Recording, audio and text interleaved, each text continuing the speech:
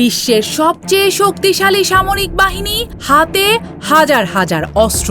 এই শক্তির নাম যুক্তরাষ্ট্র। তবে যুদ্ধে সবসময় অস্ত্রের সংখ্যাই সব নয়। কখনো কখনো একটি দেশের কৌশল, ভূগোল আর যুদ্ধের ধরনও হয়ে উঠতে পারে বড় চ্যালেঞ্জ। আর এই জায়গাতেই বলিয়ান ইরান। সামরিক বাজেটে যুক্তরাষ্ট্রের সঙ্গে ইরানের কোনো তুলনাই হয় না, কিন্তু ইরান তৈরি করেছে এমন এক প্রতিরক্ষা কৌশল যেখানে রয়েছে দূরপাল্লার ক্ষেপণাস্ত্র, ড্রোন প্রযুক্তি, উপকূল ভিত্তিক প্রতিরক্ষা। ইরানের লক্ষ্য আমেরিকার মতো বিশাল সামরিক শক্তি তৈরি নয়, বরং এমন কৌশল গড়ে তোলা যেখানে যে কোনো প্রতিপক্ষকে সংঘাতে বড় মূল্য দিতে হয়। প্রশ্ন হলো, আধুনিক প্রযুক্তি ও বিপুল অস্ত্রভান্ডার কি সবসময় জয় নিশ্চিত করে, নাকি কৌশলী প্রতিরক্ষা ব্যবস্থা বড় শক্তির হিসাব বদলে দিতে পারে? যুক্তরাষ্ট্রের প্রযুক্তি বনাম ইরানের কৌশল। একদিকে বিশ্বের সবচেয়ে শক্তিশালী সামরিক মেশিন, অন্যদিকে বিচক্ষণ রণকৌশল। সরাসরি সংঘর্ষে কার পাল্লা ভারী? বিশ্বের সামরিক শক্তির তালিকায় যুক্তরাষ্ট্র শীর্ষে। প্রতিরক্ষা বাজেট, আধুনিক প্রযুক্তি, বৈশ্বিক সামরিক ঘাঁটি সব মিলিয়ে যুক্তরাষ্ট্রের সামরিক সক্ষমতা অনেক উন্নত।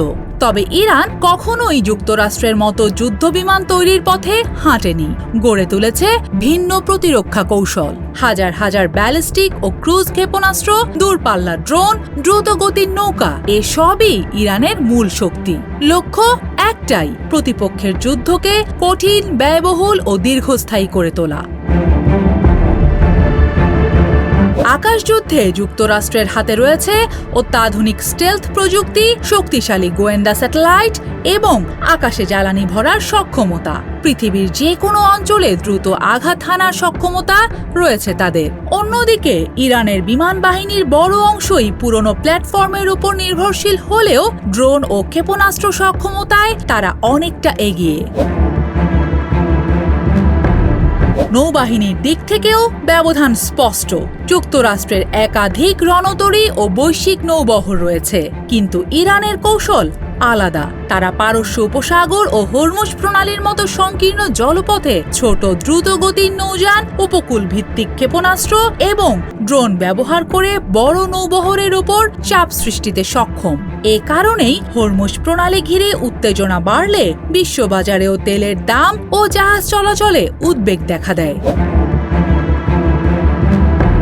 প্রযুক্তির লড়াই এখন শুধু ট্যাঙ্ক বা যুদ্ধ বিমানে সীমাবদ্ধ নয়। সাইবার হামলা, স্যাটেলাইট নজরদারি, কৃত্রিম বুদ্ধিমত্তা, ড্রোন, এসবই আধুনিক যুদ্ধের অস্ত্র।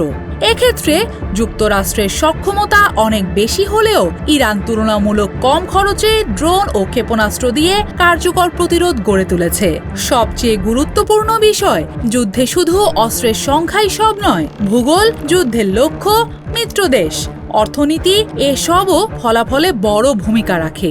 যুক্তরাষ্ট্র প্রচলিত সামরিক শক্তিতে স্পষ্টভাবে এগিয়ে থাকলেও ইরানের লক্ষ্য সরাসরি সেই শক্তিকে সমানভাবে মোকাবিলা করা নয়, বরং সংঘাতকে দীর্ঘায়িত করে প্রতিপক্ষের ওপর কৌশলগত চাপ তৈরি করা। তাহলে প্রশ্ন থেকেই যায়, আধুনিক প্রযুক্তি কি শেষ পর্যন্ত সবকিছু নির্ধারণ করবে, নাকি ক্ষেপণাস্ত্র, ড্রোন আর অসম যুদ্ধ কৌশল বদলে দেবে পুরো সমীকরণ?